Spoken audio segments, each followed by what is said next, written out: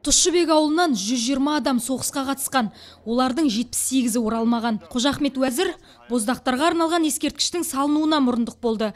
Құрылыс ашылған күні халықтың қуанышында шек болмады дейді ол. Бір үйден 4 бірдей азамат шейіт болған отбасының қызы батасын беріпті.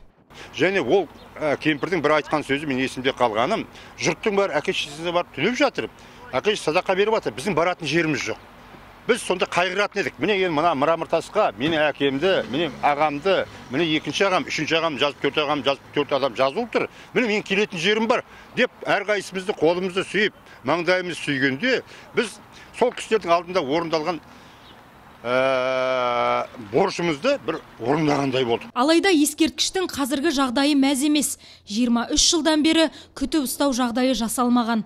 Айдалада қауқиып тұр деп күйінді тұрғындар. 7 мамыр күні біздің редакциямызға Тұщыбектегі соғыс ардагерлеріне арналған ескерткіштің қараусыз қалғандығы туралы шағым түскен болатын. Дәлел ретінде суреттер де жіберілді. Біз сүрлім топпен келгенімізде әкім мен әкімдік қызметкерлері қолдарына белін, күрегін, шелегін алып, тазалық жұмыстарына кірісіп кеткенін көрдік. Сонда әкімге бұқаралық ақпарат құралдары келмесе, бәрібір болғаны ма? 4 түйір кеше отырғызылғаны көрініп тұр. Қоршау осыдан көп жыл бұрын салынған. Одан да 4 түлік мал өтіп, жыл сайын егіліп қурап қалатын ағашты жем қылады.